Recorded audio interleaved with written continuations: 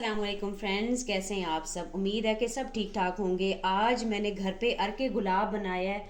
बहुत ज़बरदस्त बन के तैयार हुआ है, बिल्कुल केमिकल फ्री और बहुत ही आसान रेसिपी के साथ। इसको बनाने के लिए क्या करना है आए मैं आपको बताती हूँ।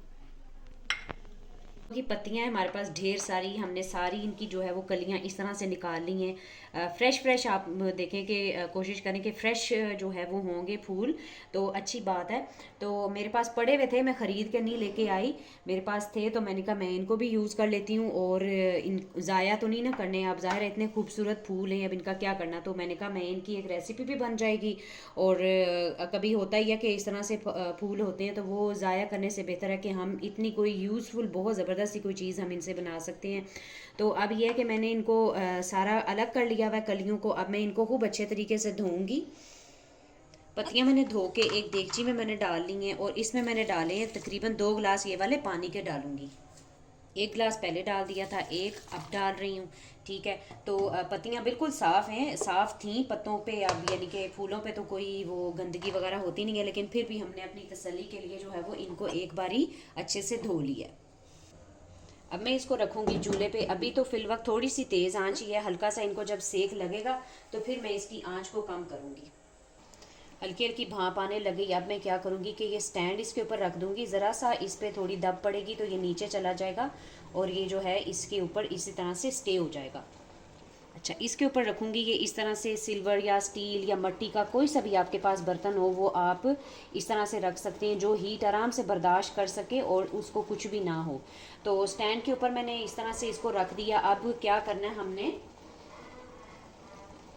कि इसका ढक्कन करेंगे बंद। अब आप देखेंगे कि ढक्कन की ढलान इस तरफ है, तो अगर हम ढक्कन को इस तरह से रखेंगे तो ये सारी जो स्टीम निकलती जाएगी तो वो इधर इधर से गिरती जाएगी। तो हमारी जो भाप है, हमने बेसिकली जो इसकी स्टीम है वो हमने इकट्ठी करनी है। तो हम ढक्कन को रखेंगे ऐसे, इस तरह से। और ये जो छोटा सा होल है हम इसको आटे के साथ कर देंगे बंद खूब अच्छे तरीके से, ताकि अच्छे से ये बंद हो जाए और स्टीम हमारी कहीं से भी बाहर जो है वो नहीं निकलनी चाहिए।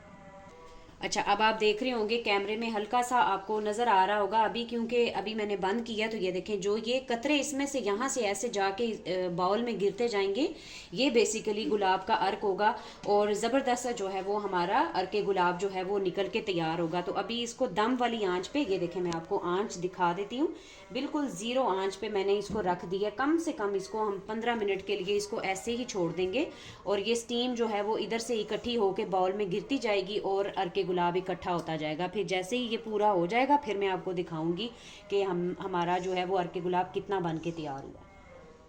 आपको कैप के ऊपर जो स्टीम नज़र आ रही होगी, ये देखिए कतरे सारे जो है वो इकट्ठे होके तो बाउल के अंदर जा रहे हैं। तो एक और गलती मेरे से ये हुई कि मैं इसकी साइडों पे आटा लगा के लॉक कर लेती। अब तकरीबन इसको कम से कम 20 से 25 मिनट मुझे इसको जो है ना वो पकाना पड़ा है, इस वजह से कि थोड़ी थोड़ी स्टीम जो है वो बाहर भी निकल रही होगी। ये देखें आप साइडों पर ये सारे जो कतरे हैं, ये सारे ड्रॉप्स इकट्ठे होके आहिस्ता आहिस्ता जो है वो इसके अंदर जो है वो गिर रहे हैं।